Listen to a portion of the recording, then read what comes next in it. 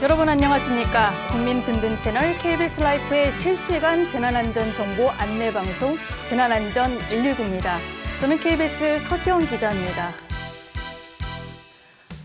네, 황사가 물러가는가 싶었는데 봄을 시샘하듯 꽃샘추위가 여지없이 찾아왔습니다.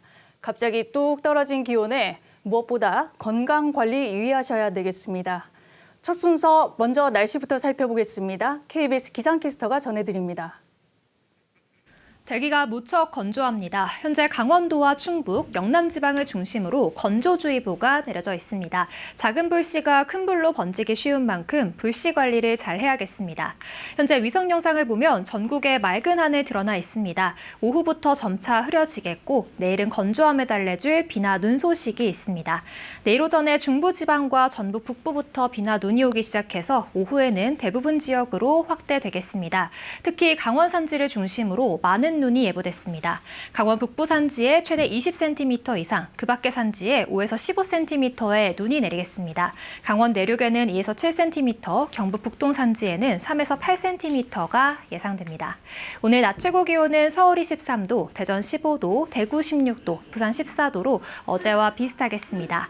바다의 물결은 제주 남쪽 먼바다에서 최고 4m로 높게 일겠습니다. 수요일에는 서울의 아침 기온이 0도까지 떨어지겠고 비나 눈은 오전이면 대부분 그치겠습니다. 지금까지 날씨 전해드렸습니다.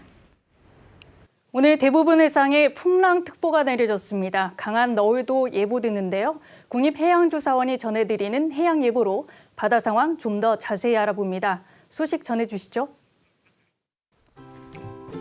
국립해양조사원에서 전해드리는 CCTV입니다. 봄이 참 요란하게 옵니다. 하늘도 바다도 표정이 좋지 않은데요. 현재 발효 중인 한파특보는 오늘 대부분 해제되지만 평년 기온보다 비슷하거나 조금 낮겠고 대부분 해역에 내려진 풍랑특보는 늦은 오후까지 발효되겠습니다. 동해안과 제주의 바다는 다른 해역에 비해 파고가 높겠습니다. 1m를 넘기겠으니 주의가 필요하겠고요. 서해안은 물결 잔잔하고 바람도 강하지 않아 조업하기 원활한 하루가 예상됩니다. 여수 조이관측소입니다. 맑은 하늘 밑으로 물결의 움직임도 잔잔합니다. 0.4m가 되겠으니 참고하시고요. 다만 반전이 있네요. 바람은 초속 9m로 다른 해역에 비해 다소 강하게 불겠습니다. 포항 해무 CCTV 보시죠. 오늘 포항은 가시를 품은 장미 같습니다. 화면상으로는 구름 한 점 없는 하늘과 바다 또한 물결이 커 보이지 않아 안정적인 해왕처럼 보이는데요. 파고 1.4m로 높게 일겠습니다. 안전에 유의해 해상활동하시기 바랍니다. 모슬포 조이관측소입니다. 바람이 거의 불지 않아 고요한 분위기가 감돌겠습니다. 물결은 1.2m가 되겠고 화면처럼 구름이 많겠습니다. 이어서 조석정보입니다. 우리나라는 하루에 2번씩 고조와 저조가 나타납니다.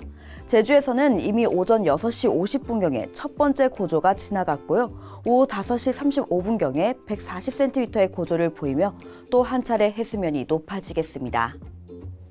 조류 정보입니다. 소조기가 진행 중이라 조류의 세기는 느려지겠습니다. 따라서 최강유속도 약해지겠는데요. 성모수도는 오전 9시 이후 최강유속이 총 3차례 나타나겠습니다. 그중 조류의 흐름이 가장 빠른 때는 오전 9시 30분경 2.3노트 세기를 보이겠습니다. 항행경보 정보입니다. 해양경찰청에서는 남해안 제주도 부근에서 해상사격 훈련을 실시합니다. 훈련 기간은 3월 18일 14시부터 20시까지 진행합니다. 자세한 정보는 국립해양조사원 누리집에서 확인하시기 바라며 항해 및 조업 선박은 훈련구역에 접근 금지하시기 바랍니다. 지금까지 CCTV였습니다. 네, 앞서 전해드렸듯이 동해안 연안바다 중심으로 풍랑주의보가 내려져 있습니다. 그럼 지금부터 전국 15,000곳을 연결한 KBS 재난감시 CCTV 영상으로 좀 더 자세히 살펴보겠습니다. 먼저 제주 서귀포 성산 일출봉입니다. 현재 제주도 남쪽 먼바다에 풍랑특보가 내려진 상태입니다.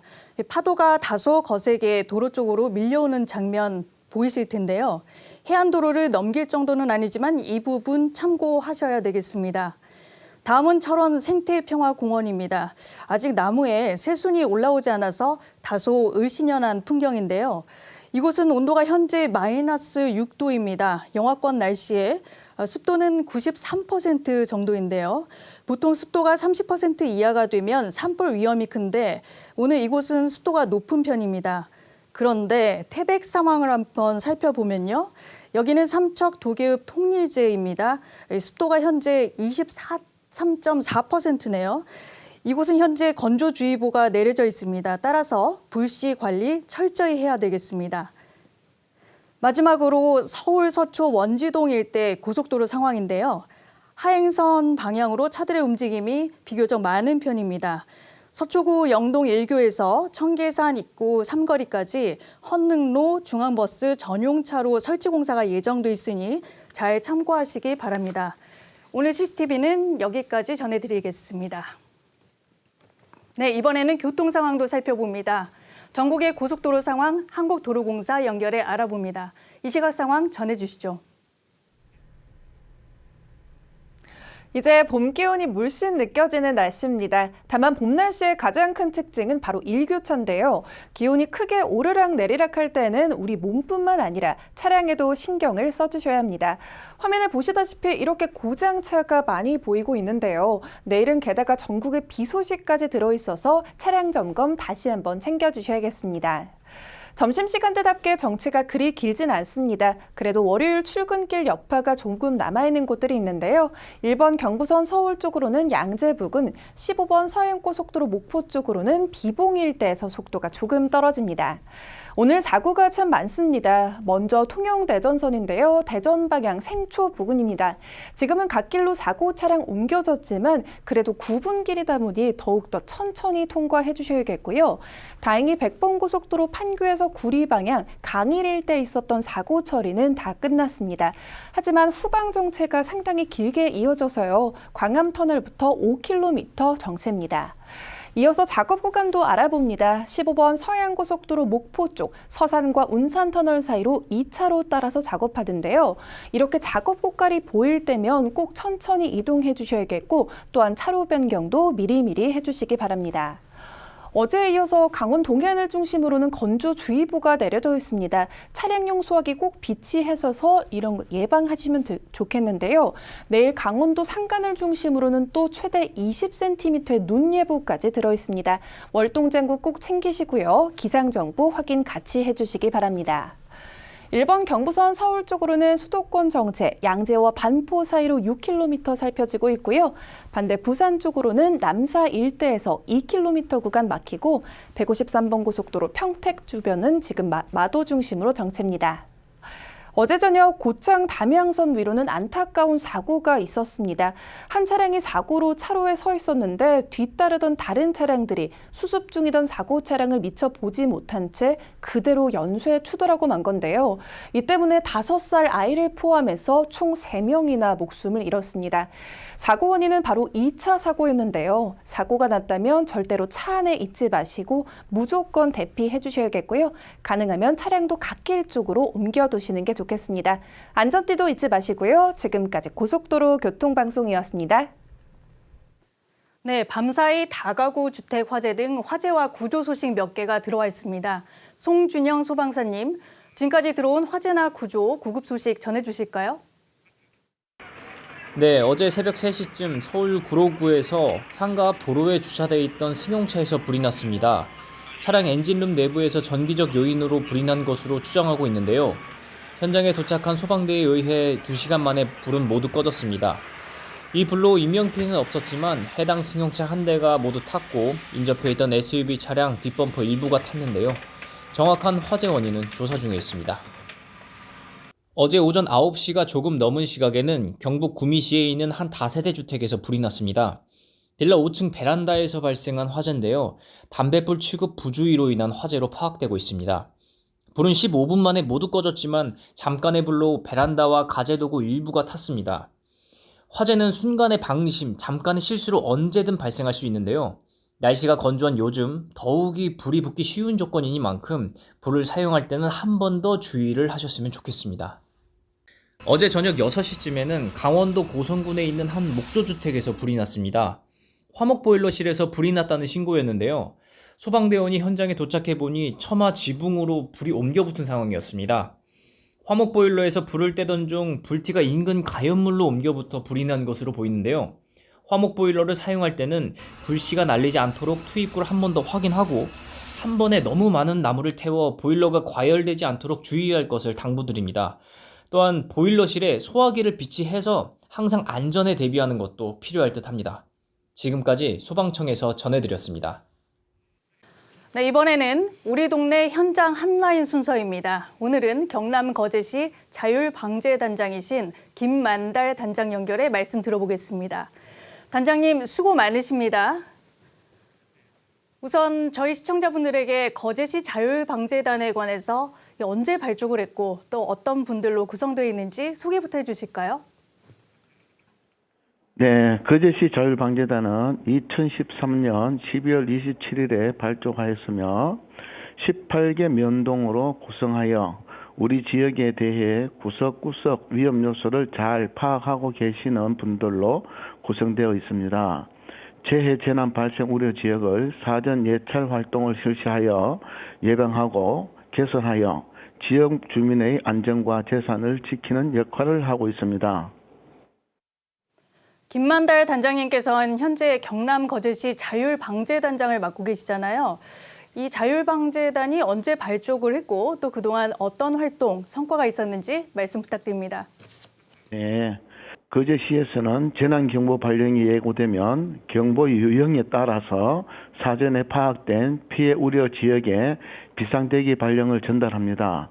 그리고 거제시 재난종합상황실에서 상황 해지 시까지 24시간 근무를 하며 피해 지역에 신속히 지원을 요청합니다. 그리고 지난 10여 년간 해마다 태풍 삼바, 차바, 콩레이 등의 피해를 입었고 말삭 때는 강우량이 무려 340mm나 되었습니다.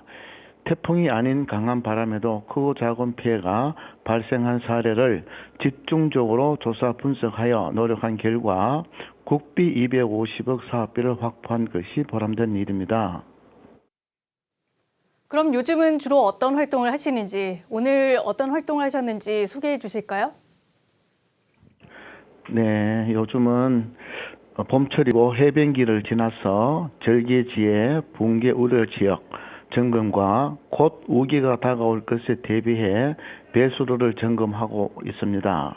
오늘은 자연재해 개선을 위한 방파제 작업장을 방문하여 전반적인 진행 과정을 현장 책임자와 점검을 하였습니다. 그럼 앞으로의 계획도 궁금한데요. 또 앞으로의 계획은 어떤지 주민들에게 이것만은 특별히 당부하고 싶다 이런 부분이 있으면 전해 주실까요? 예, 세계적으로 일어나는 기후의 변화가 심화되어 지역 주민의 안전하게 신속한 대피 요령이 요구되어 계절별 찾아가는 영상 교육을 준비하고 있습니다. 지역민들께서는 일기예보에 따른 경보, 특보 등의 재난 방송에 귀를 기울여 주시고 평소에도 TV를 통해 방영되는 재난재해 홍보 영상에 관심을 가져주시기를 바랍니다. 개개인의 행동 요령을 익혀서 피해가 없도록 유의하시기를 당부드리고 있습니다. 네, 단장님 오늘 말씀 감사합니다. 여기까지 듣도록 하겠습니다. 지금까지 김만달 경남 거제시 자율방재단장이었습니다.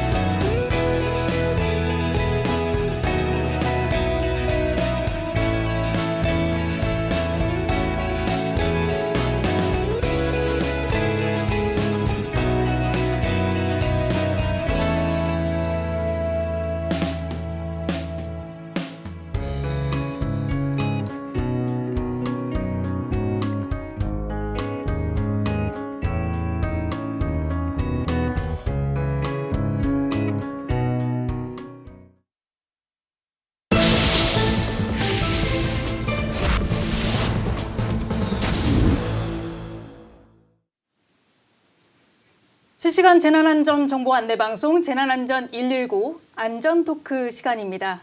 오늘은 유희동 기상청장과 함께합니다. 청장님 어서 오십시오. 예, 안녕하십니까. 요즘 너무 바쁘실 텐데 이렇게 시간을 내주셔서 감사합니다. 사실 황사 때문에 걱정이었는데 오늘은 이제 꽃샘추위 네. 때문에 많은 분들이 말씀하시더라고요. 보통 봄철이면 바람도 많이 불고 또 건조한 경우가 많아서 산불도 많이 나잖아요. 그래서 올봄 기상 전망 우선 어떻게 예상하시는지요? 네, 우선 봄 얘기를 하기 전에 겨울 얘기부터 좀 해야 되는 게 이제 네. 순서인 것 같아서요. 지난 겨울에는 역대급으로 비와 눈이 많은 겨울이었고요. 또 기온도 역대 2위로 아주 평균 기온이 높았습니다. 물론 중간중간에 롤러코스터처럼 기온이 뚝 떨어졌다 다시 올라가는 경우는 있었지만 평균 기온조차도 역대 2위로 매우 높았습니다. 올 봄도 지금 강수량은 평년에 비해서 3월 달은 조금 적습니다. 봄에 들어와서는요. 그렇지만 4월, 5월 달에는 뭐 적지 않을 것으로 강수량은 예상이 되고요. 현재 3월 달의 평균 기온은 예년과 평년과 비슷하지만 4월, 5월 달에는 기온이 평년보다는 매우 높을 것으로 예상하고 있습니다. 작년보다는 4, 5월이 더 더울 거라는 말씀이시고요. 예, 뭐 봄에 뭐 덥다고 그러기에는 그렇지만 평균 기온보다는 어쨌든 높은 온도가 예상이 되고 있습니다. 네. 네. 이제 지난달 20일이었죠. 기상청이 주요 정책 추진 계획을 공개를 했어요. 그때 청장님이 직접 브리핑도 하셨는데요. 네. 그때 말씀 중에 좀 인상 깊었던 것들이 올해 정책 목표였어요. 그게 뭐냐면은 일상으로 다가온 기후 위기, 국민의 안전을 지키고 위기를 도약의 기회로였습니다. 어떤 의미를 담았습니까? 예, 기상청의 원래 근본적인 목표는 두 가지가 있습니다. 기상재난과 기후변화로부터 국민의 생명과 안전을 도모하고 보호하고 그리고 국민의 공공복리를 증진하는 두 가지 목적이 뚜렷이 있습니다. 그렇지만 근래에 들어와서는 아시는 것처럼 기후위기라는 그 새로운 면이 우리에게 너무 강조되고 우리 일상에 너무 쉽게 다가오기 때문에 이번 해에는 기후 위기에 대한 부분을 그 전체 기본적인 목적에서 강조한 것이라고 보시면 될 것 같습니다. 예를 들면 기후 위기가 우리가 경험하지 못한 위험 기상 현상이 빈번하게 나타남에 따라 보다 최종 목표인 우리 국민의 생명은 최소한 보호하자는 그런 목표를 두고 또 하나는 우리가 가지고 있는 과거 100년 데이터, 미래 100년 데이터, 기상기후 데이터를 가지고 전 산업에 걸쳐 있는 기상산업을 육성시킴으로써 보다 부가가치 높은 결과물을 생산하도록 지원해주는 역할입니다. 그 두 부분을 강조한 것이라고 보시면 될 것 같습니다. 네. 정책 목표도 좀 여쭤봐야 될 것 같아요. 정책 목표 중에 우선 국민의 실생활과 안전에 가장 밀접한 위험 기상이라고 하죠. 그리고 또 지진 정보가 있어요. 네. 이 지진 정보를 국민들이 체감하고 또 바로 대비할 수 있도록 이렇게 가장 효과적으로 전달을 하겠다라고 했는데 이게 구체적으로 우선 위험 기상이라는 게 뭔지 설명을 부탁드립니다. 뭐 단어 뜻 그대로 기상현상, 날씨현상인데 위험한 현상이지만 저희가 주목하고 있는 부분은 기상, 나쁜 날씨로부터 국민의 생명이 위협받는 현상을 위험 기상으로 저희는 어느 정도 그 범위를 축소하고 있습니다. 예를 들자면 어떤 것들이 예를 있을까요? 들면 뭐 2022년도 재작년 8월 8일 9일 서울에 1시간당 141mm가 넘는 강수가 쏟아졌을 적에 신림동 반지하에 안타까운 희생이 있었지 않습니까? 그런 부분 그리고 또 태풍으로 인한 여러 가지 인명피해가 발생하는 부분 등등 해서 각종 재해로부터 우리 국민의 생명을 보호하기 위한 그러니까 생명의 위협이 될 수 있을 정도의 기상현상, 날씨현상을 저희는 위험기상현상으로 보고 있습니다. 그러니까 쉽게 얘기하면은 미리 대비를 하지 않으면 사고로 이어질 수도 있는 이런 상황을 위험기상이라고 그래서 이해할 과거 수 같으면 있겠군요. 그냥 가만히 있어서 당할 그런 부분들이 아니라 우리가 알고 있는 모든 경험, 지식, 내용들을 국민과 소통함으로써 위험으로부터 일단 벗어나게 할 수 있는 그런 위험 기상 요소에 대한 대응을 더 잘하기 위한 우리가 정보를 생산하자는 것에 초점을 맞추고 있습니다. 네. 일상생활을 하다 보면은 지진 경보도 많이 받고 있는데요.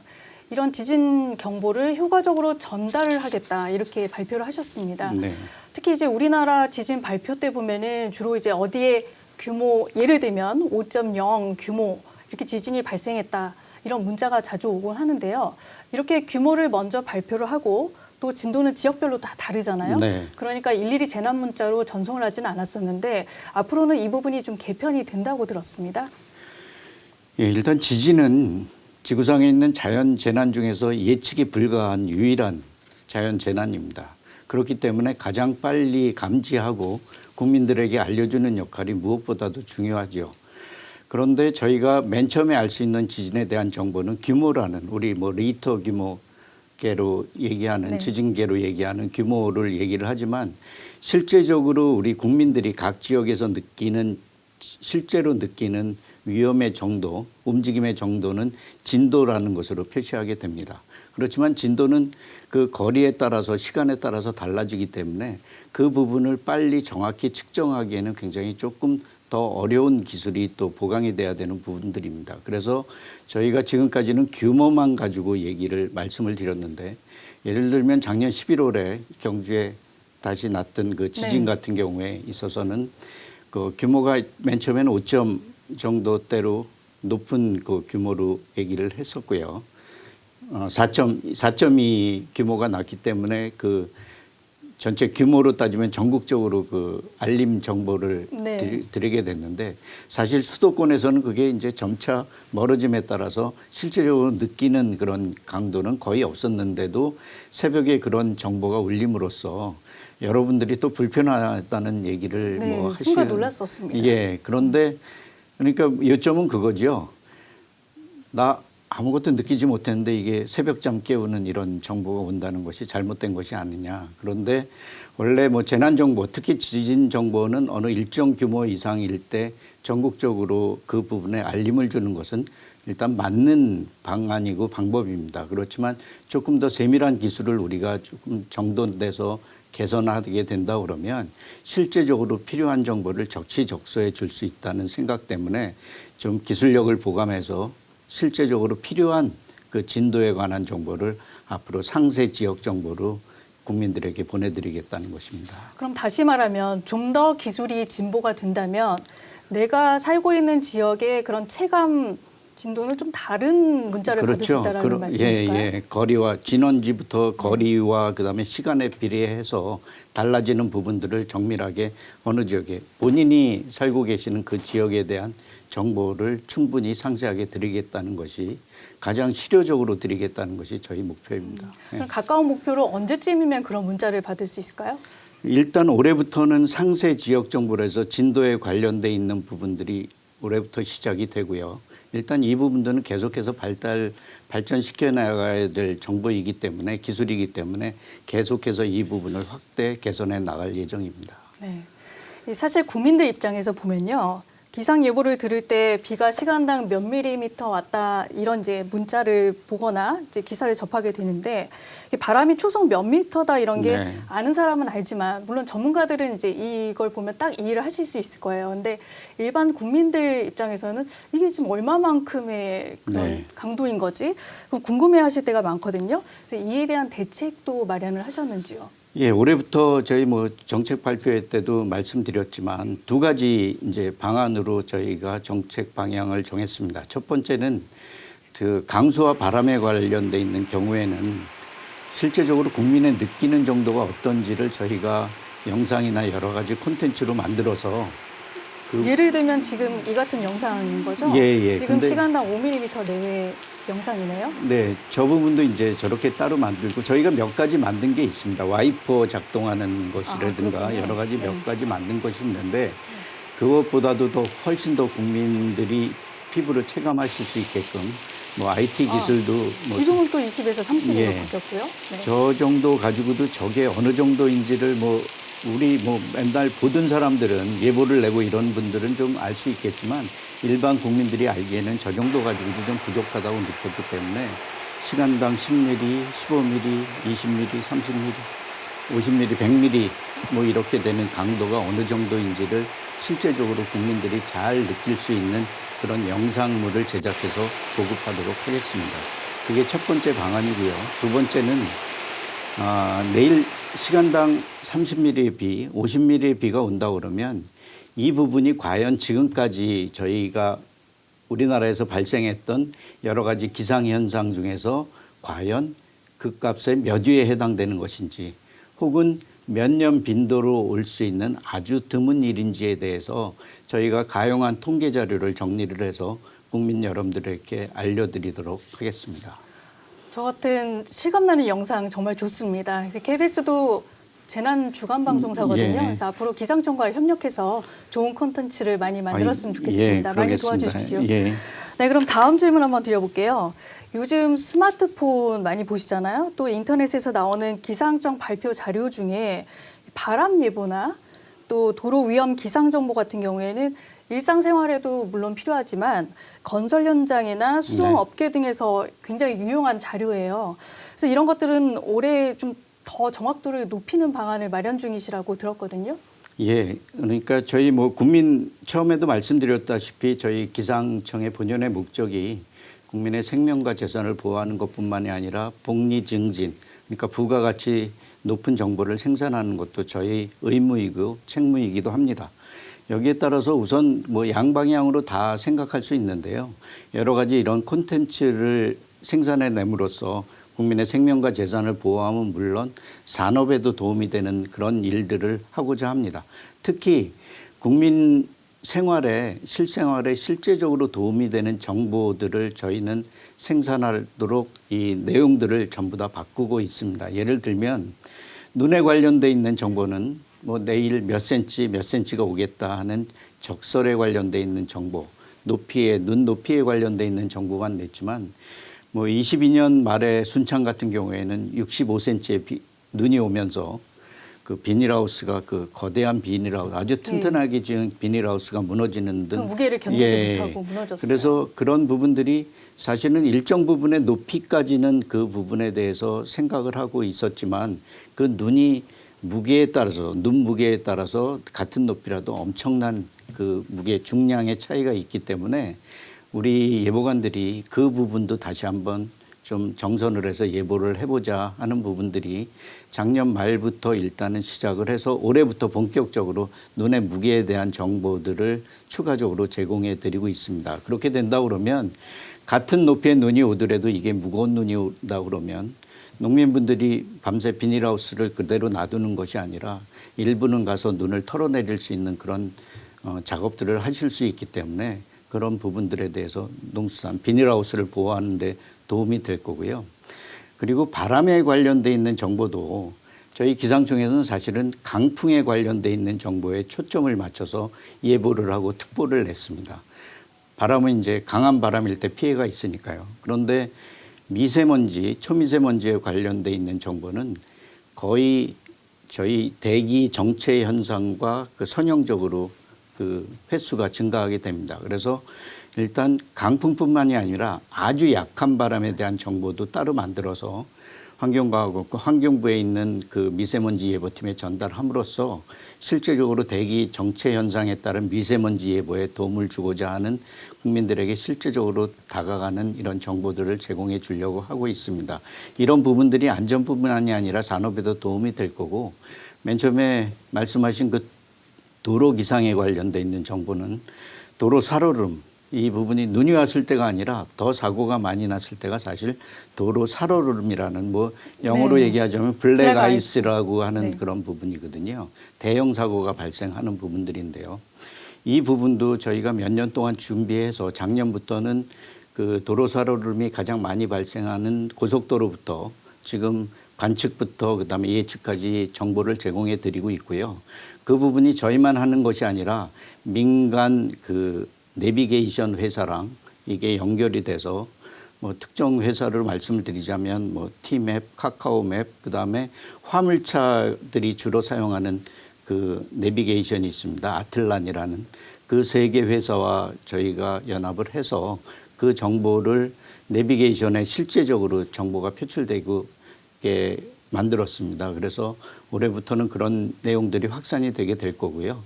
뭐 이 부분은 뭐 안전뿐만이 아니라 뭐 그런 부분들을 피해감으로써 실제적으로 산업 활동에 도움이 되는 다양한 활동들, 즉 기상 정보가 국민의 눈높이, 국민의 생활에 맞는 정보들을 제공해 주려고 하고 있습니다. 그럼 이용자 측면에서 좀 쉽게 이해를 하자면은 내비게이션을 켰어요. 그러면 내가 어디서부터 어디까지 갈 것인지 이제 이동 경로가 나올 거 아닙니까? 네. 그때 만약에 블랙 아이스가 끼어 있는 도로가 포함이 돼 있다면 그게 중간에 표시가 된다라는 말씀이신 그 거죠? 앞서서 음성으로도 표출이 되고요. 음성 지원도 가능하고요? 몇 미터 후에 도로가 위험하니 조심하시라는 정보가 내비게이션을 통해서 왜 뭐 시속 몇 킬로의 뭐 제한 구역이 있습니다. 그거와 마찬가지로 앞으로 뭐 100m 후에는 도로 위험 지역이 있으니까 속도를 줄이라든가 하는 내용들이 실제적으로 내비게이션에서 표출되고 음성으로 나타나고 있습니다. 그럼 교통사고 정보처럼 그렇게 미리 수신이 된다는 말씀이시네요? 예, 그렇습니다. 네. 예. 청장님 말씀 들어보니까 과학적 데이터를 기반으로 좀 더 고객 맞춤형 서비스로 진화하고 있다는 생각이 듭니다. 그럼 저희 프로그램 첫 방송 나갈 때 행정안전부 재난안전관리본부장 이한경 차관이 나오셨습니다. 그때 차관님께서 이제 올해 가장 중점을 둔 정책으로 기후 위기 대응이라고 하셨어요. 아까 이제 청장님 말씀하신 부분하고 일맥상통하는 부분이 있는데 네. 그 최전선에 기상청이 있죠. 네. 사실. 그렇다면 올해 기상청은 기후 위기 대응과 관련해서 어떤 점에 가장 주안점을 두고 계신가요? 기후 위기가 저희 뭐 탄소 중립 녹색 성장 기본법에 따라서 기상청이 기후 위기 감시 예측의 총괄 지원 기관으로 명시되어 있습니다. 그러니까 기후 위기로 일어나는 모든 발생 현상에 대한 가장 근본적인 자료를 기상청으로부터 만들어지고 그 데이터로부터 모든 기후 위기에 대한 대응을 하게 된다는 얘기입니다. 그래서 저희는 기후 위기 총괄 감시 예측 기능을 다 하기 위해서 기본적인 의무를 다 하고자 합니다. 우선 감시 예측이라고 하면은 얼마나 많은 이 기후 위기에 관련된 요소들이 배출이 되고 변화하는지에 대한 감시 부분을 더 충실히 할 거고요.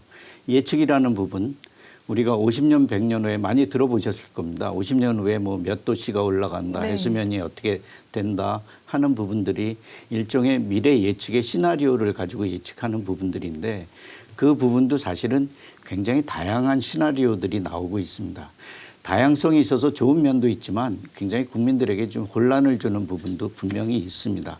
어떤 정책이나 어떤 산업에 대한 그런 기본적인 자료를 사용할 때 과연 어떤 자료를 사용해야 될 것이냐. 그 편차가 어떤 건 2도씨 올라간다고 그러면 어떤 건 10몇 도씨도 올라간다는 그런 부분도 있고요. 그런 정도의 차이가 있기 때문에 기상청에서 기후위기에 대한 근본적인 부분은 감시, 어떻게 변화할 것인가, 그러니까 관측 감시를 잘하는 것이 기본적인 방향이고요. 또 시나리오 부분도 우리 기상청에서 만든 미래 예측 시나리오가 가장 과학적인 근거가 있고 의미 있고 그다음에 합리적인 것으로 인식되도록 그런 과학적인 근거를 마련하는데 더 애를 쓰도록 하겠습니다.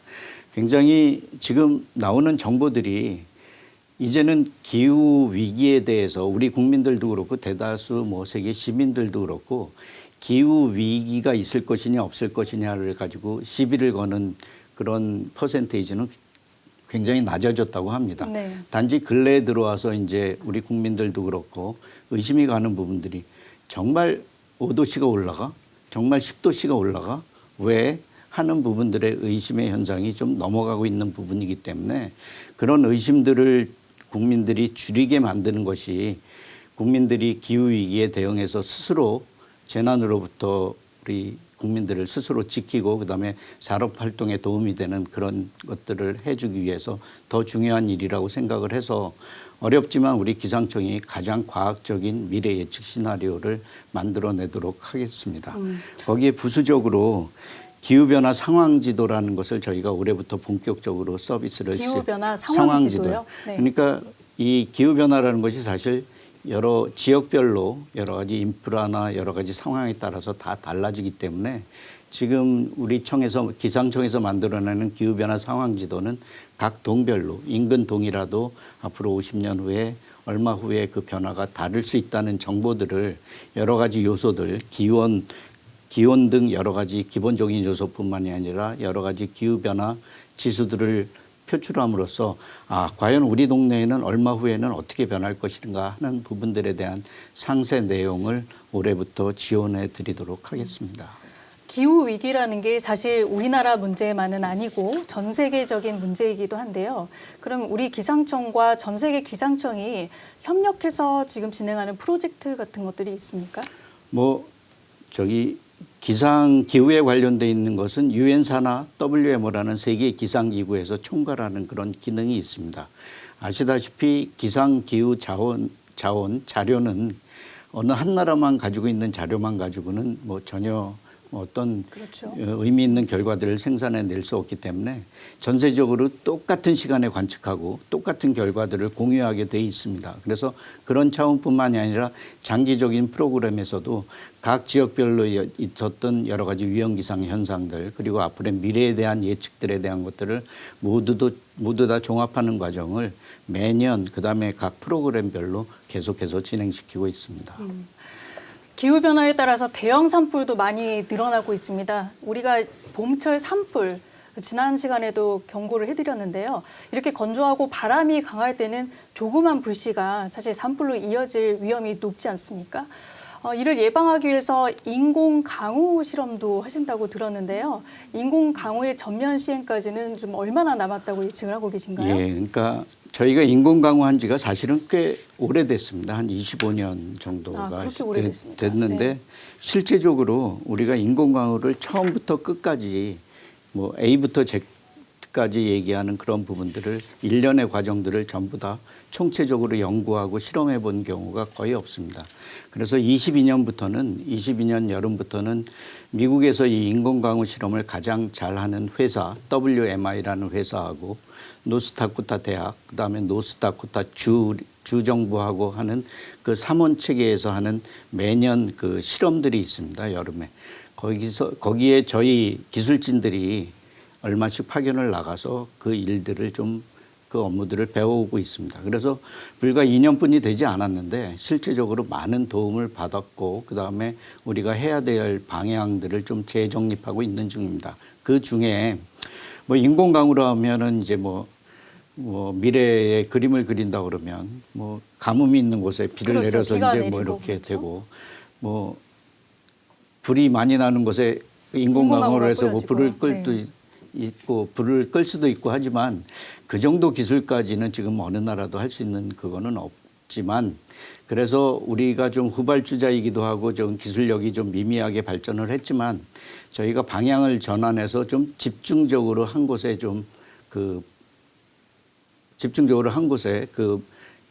저희 실험의 그 테마를 좀 맞추려고 하고 있습니다. 뭐냐면 그게 산불에 관련돼 있는 부분입니다. 산불은 저희가 산불이 났을 때 인공강우로 거기에 불을 끌 수는 없지만 우리가 산불이 많이 나는 때가 이제 겨울부터 봄까지 이제 가물었을 적에 가장 산불이 많이 납니다. 근래에 들어서 겨울에 좀 눈이나 비가 많이 왔기 때문에 산불 빈도가 조금 줄어들었거든요. 이거와 마찬가지로 겨울에 가뭄에 있는 지역에 미리 습도를 높이는 인공강우로 습도를 높이는 일을 좀 하자는 것입니다. 그래서 미리 습도를 높이게끔 인공강우로 좀 1mm, 2mm라도 뿌려놓는 작업을 계속한다 그러면 산불이 될 가능성이 조금 적게 되는 그런 역할들을 저희가 하자는 방향으로 저희 인공강우의 그 실험을 방향을 바꿨습니다. 그래서 올해부터는 주로 저희가 실험을 하는 것은 이제 그 겨울의 산지에 봄의 산지에 습도를 높여주는 방향으로 저희가 진행시키려고 하고 있습니다. 아까도 전해드렸지만 습도가 30% 미만이면은 이제 건조하기 때문에 산불의 위험이 높은 상황이 되는 겁니다. 그래서 이 30% 이상의 이제 습도를 높일수록 산불의 위험은 그만큼 반비례로 줄어든다는 말씀이신 거죠. 끝으로 기후 위기로 날이 갈수록 극한 기상이 많아지고 있는데요. 이에 대한 대비가 중요해지고 있습니다. 그래서 마지막으로 국민들께 당부하시고 싶은 말씀이 있다면 한 말씀 해주실까요? 제가 늘 기회 있을 때마다 조금 드리려고 하는 말씀인데요. 사실은 저희 예보가 정확하고 특보가 정확하다 그러면 저희 위기 대응, 위험 기상으로부터의 위기 대응의 모든 인프라나 인력 동원에 최소한 60-70%는 없어도 됩니다. 왜냐하면 우리가 내일 이 지역에 시간당 비가 100mm 이상 온다고 몇 시 몇 분에 온다고 정확히 예비를 하면은 그 시간에 대비를 해서 모든 인프라나 이렇게 집중적으로 그거를 대비할 수 있기 때문에 생명과 재산도 보호할 수 있게 되는데 지금 현재의 기술로는 그렇게 되질 않습니다. 우리나라뿐만이 아니라 선진국도 마찬가지고요. 그래서 전체 그물을 쳐놓는 식으로 방제를 대응하게 되는 겁니다. 그래서 방제는 최소한 우리 국민의 생명은 보호해야 되겠다는 그런 기본적인 틀 안에서 그런 좀 큰 틀에서 방제는 대응은 할 수뿐이 없습니다. 물론 저희도 예보 기술도 조금씩 더 발전시키고요. 재난 대응에 관련돼 있는 부분도 행안부를 중심으로 해서 점차 그 대응 방법도 발전시키겠지만 지금 현재의 기술로서는 그 정도 있는 기술에서는 조금 더 과잉하게 대응하는 것만이 우리 국민의 생명을 구하는 길이라고 생각을 합니다. 그래서 조금 불편하시더라도 이런 부분들의 정부 기상청으로부터 발표되는 여러 가지 정보, 예보 특보에 대해서 조금 불편하시더라도 그 부분을 조금 더 따라주시는 것이 훨씬 더 국민의 생명과 재산을 보호하는 좋은 방법이라고 생각을 해서 그 부분을 다시 한번 좀 당부드리고자 합니다. 네. 청장님 오늘 말씀 여기까지 듣겠습니다. 지금까지 유희동 기상청장이었습니다. 오늘 말씀 감사드립니다. 고맙습니다. 재난안전 119 오늘 순서는 여기까지입니다. 저희는 내일 다시 뵙겠습니다. 시청해 주셔서 감사합니다.